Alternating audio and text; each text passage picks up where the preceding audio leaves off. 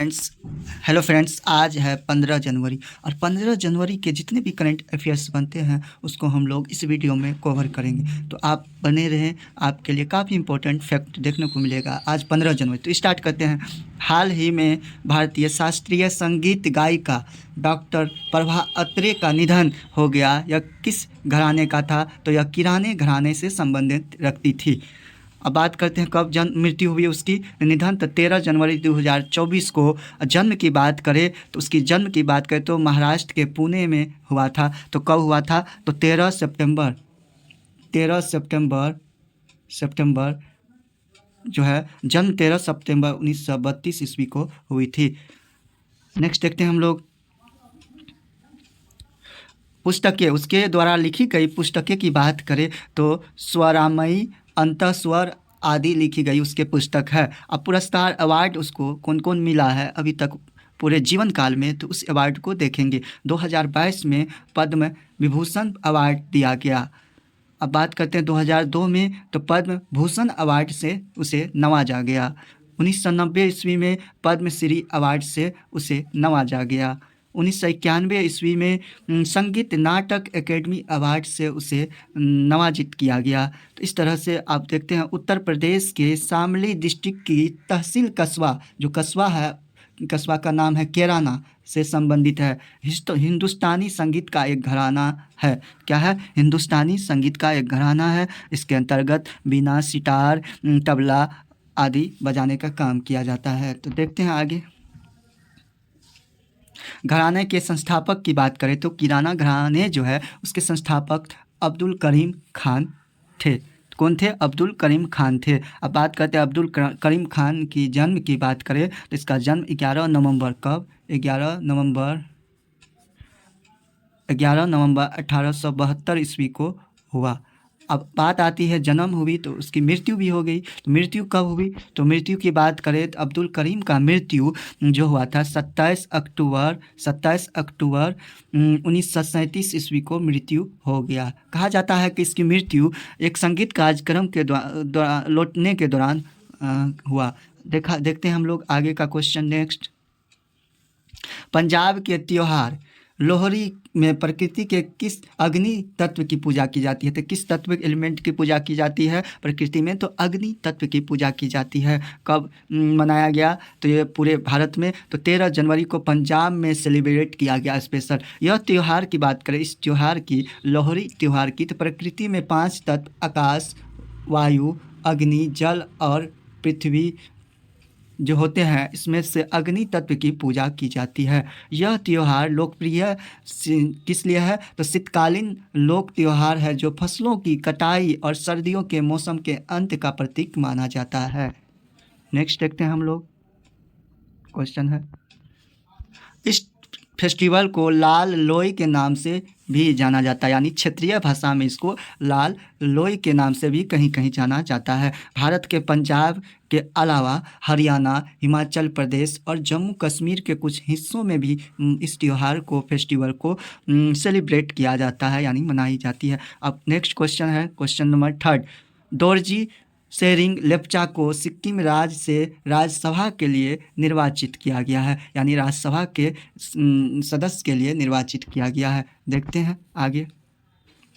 सिक्किम राज्य में राज्यसभा सीट की संख्या लगभग एक है, एकमात्र एक ही है। दोरजी शेरिंग वर्तमान में सिक्किम के गरंथांग माचोंग विधानसभा क्षेत्र से बीजेपी विधायक है। इसके साथ ही न्यू दिल्ली से बात करें, भारत की कैपिटल न्यू दिल्ली से आम आदमी पार्टी के सदस्य की बात करें तो संजय सिंह, स्वाति मालीवाल और एन डी गुप्ता को राज्यसभा के लिए निर्विरोध निर्वाचित घोषित किया गया है। नेक्स्ट देखते हैं।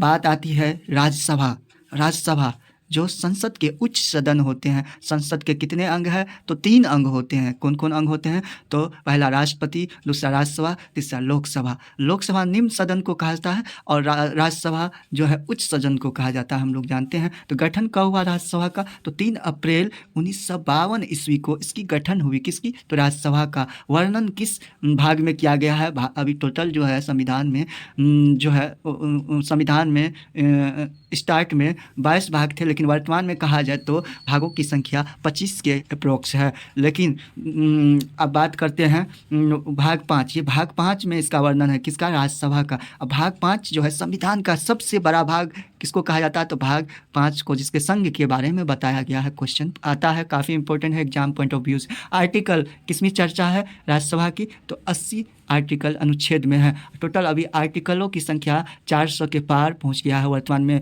प्रारंभ में कितना थी? तो 395 थी। संसद, अब आता है संसद का उच्च सदन है जो राज्यों एवं केंद्र शासित यानी स्टेट और यूनियन टेरिटरी प्रदेशों का प्रतिनिधित्व करता है एक संसद का उच्च सदन राज्यसभा। इसे संसद का अस्थायी सदन भी कहा जाता है। किसको?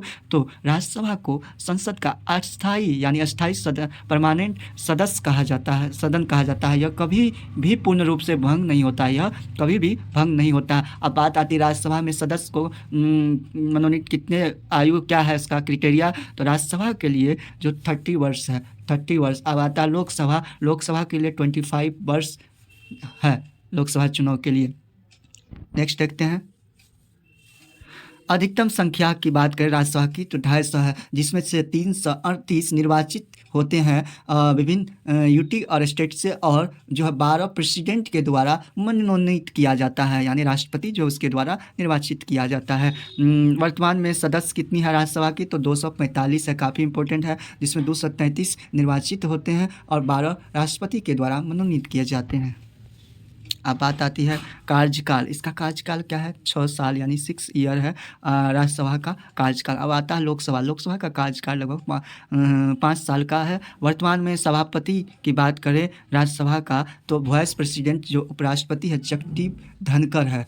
हाल ही में 4 नंबर क्वेश्चन, हाल ही में किस दक्षिणी पूर्व एशियाई देश में आपातकाल घोषित किया गया है? तो कौन सा है? तो पापुआ न्यू गिनी में।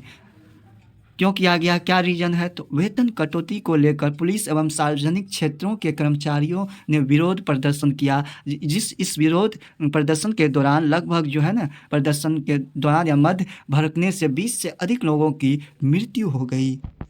ठीक है, नेक्स्ट देखते हैं, विरोध के चलते ही वहाँ के प्राइम मिनिस्टर यानी प्रधानमंत्री जेम्स मार्पे ने देश में आपातकाल की घोषणा की। किसने की है देश में आपातकाल की घोषणा? तो जेम्स मार्पे वहाँ के प्राइम मिनिस्टर है। अब आता है पापुआ न्यू गिनी की राष्ट्र कैपिटल की बात करते पोर्ट मोरेस्बी है। नेक्स्ट क्वेश्चन है क्वेश्चन नंबर 5 एंड लास्ट, देश की पहली 100% इलेक्ट्रिक बाइक टैक्सी सेवा वायु असम राज्य में लॉन्च किया गया। कहाँ लॉन्च किया गया है? असम राज्य में लॉन्च किया गया है।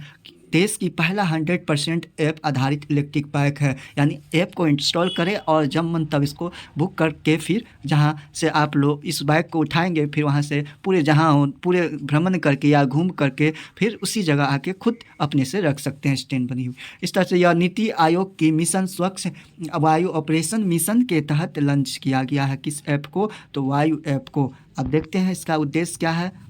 इसका उद्देश्य की बात करें, उद्देश्य है पर्यावरण को अनुकूल बनाना यानी कंट्रोल करना पर्यावरण को। शहर में पोल्यूशन जो प्रदूषण होते हैं उसको कम करने के लिए कम दर में सुविधाजनक विकल्प है, यानी आप अकेले कहीं जा सकते हैं इस बाइक के थ्रू, कम दर में है और बाइक को कहीं भी घूम सकते हैं खुद चला के। ध्येय क्या है? जीरो इमिशन यानी जीरो कमीशन यानी कोई कमीशन नहीं है। जीरो कैंसिलेशन यानी जब मन तब चाहे आप बुक कर सकते हैं, जब मन तब चाहे मतलब आप कैंसिल करते हैं, कैंसिल करने के दौरान कोई चार्ज नहीं है, सब जीरो है। अब बात आती है कितना रुपया इसमें लगेगा पर किलोमीटर? तो प्रति किलोमीटर आपको देना पड़ेगा, पे करना होगा 2 रुपया प्रति किलोमीटर चार्ज है इस इलेक्ट्रिक बाइक का, जो असम सरकार के द्वारा चालू किया गया। अब बात आती है असम का कैपिटल दिसपुर है, वहाँ के सीएम मुख्यमंत्री हेमंत बिस्वा शर्मा है। वहाँ की बात करें तो लोकसभा सीट टोटल कितना है? वर्तमान में 14 है। राज्यसभा सीट की बात करें तो टोटल 7 है। इस तरह से आज के जितने करंट अफेयर्स थे हम लोगों ने इसमें कवर किया। अगर आपको वीडियो अच्छा लगे तो कृपया वीडियो को लाइक शेयर एंड सब्सक्राइब कर देंगे। Thank you. जय हिंद।